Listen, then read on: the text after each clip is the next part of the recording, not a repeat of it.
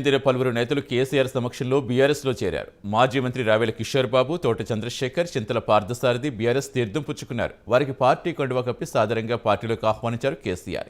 AP BRS అధ్యక్షుడిగా తోట చంద్రశేఖర్ నియమించారు కేసీఆర్. ఈ మేరకు ప్రకటన చేశారు.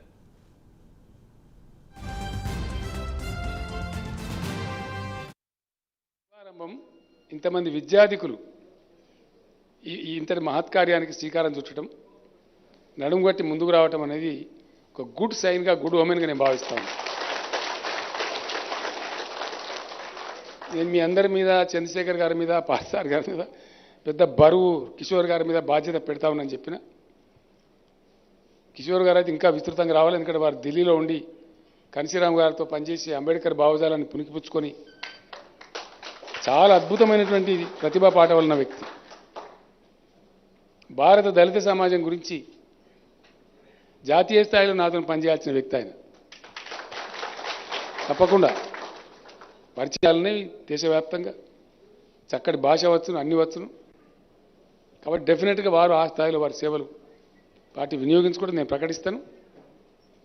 మంచి ఈరోజు ఏకాదశి, వైకుంఠ ఏకాదశి, మంచి దినం కదా, పర్వదినం. కాబట్టి ఈ శుభదినంలో ఒక మంచి ప్రారంభాన్ని చేసుకుందాం. ఆంధ్రప్రదేశ్ రాష్ట్ర బీఆర్ఎస్ అధ్యక్షునిగా నేను చంద్రశేఖర్ గారిని నియమిస్తా ఉన్నాను.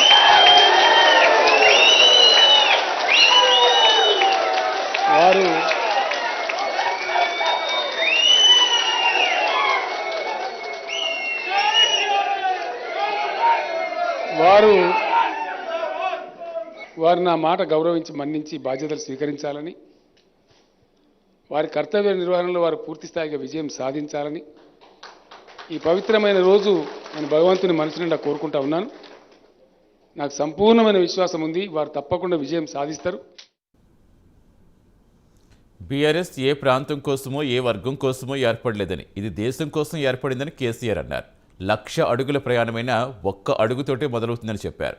సమీప భవిష్యత్తులో అందరికీ ట్రైనింగ్ క్లాసులు ఉంటాయని, బీఆర్ఎస్ ఎందుకు ఏర్పడిందనే దానిపై సవివరంగా చెబుతామన్నారు. అసలు ఇప్పుడు దేశం దిశ ఏంటనేది ఎవరికీ తెలియదన్నారు. ఏం చేసైనా ఎన్నికలు గెలవడమే లక్ష్యంగా దేశంలో రాజకీయాలు సాగుతున్నాయన్నారు. అలాంటి రాజకీయాలకు స్వస్తి చెప్పి వ్యవస్థీకృతమైన విధానం రావాలని, దానికోసమే బీఆర్ఎస్ పనిచేస్తుందని కేసీఆర్ చెప్పారు. బీఆర్ఎస్ అంటే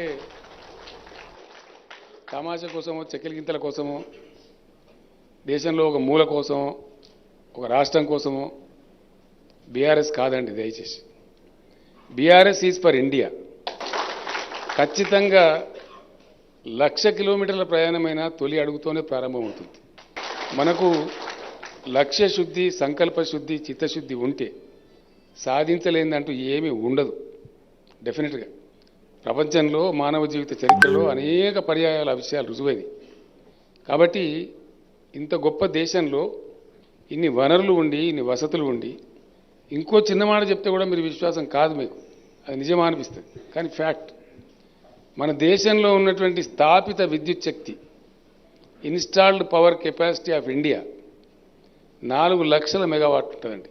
సోలార్ విద్యుత్తు, పవన విద్యుత్తు, హైడల్ పవరు, థర్మల్ పవర్ అన్ని కలిపి 4,10,100 చిల్లర మెగావాట్లు ఉంటుంది లేటెస్ట్ ఫిగర్స్ ప్రకారం. కానీ దేశం ఏనాడు కూడా 2,10,000 మెగావాట్లకు మించి విద్యుత్తు వాడలేదు. నీళ్లు ఉంటాయి, పొలాలకు రావు. కరెంటు ఉంటుంది, ప్రజలకు కరెంటు రాదు. వనరులు, వసతులు ఉండి ఎందుకు ఈ దేశ ప్రజలు శిక్షించబడాలి? ఎందుకు ఈ దేశ ప్రజలు వంచబడాలి? ఎవరి కోసం? దేనికోసం? ఈ పరిస్థితి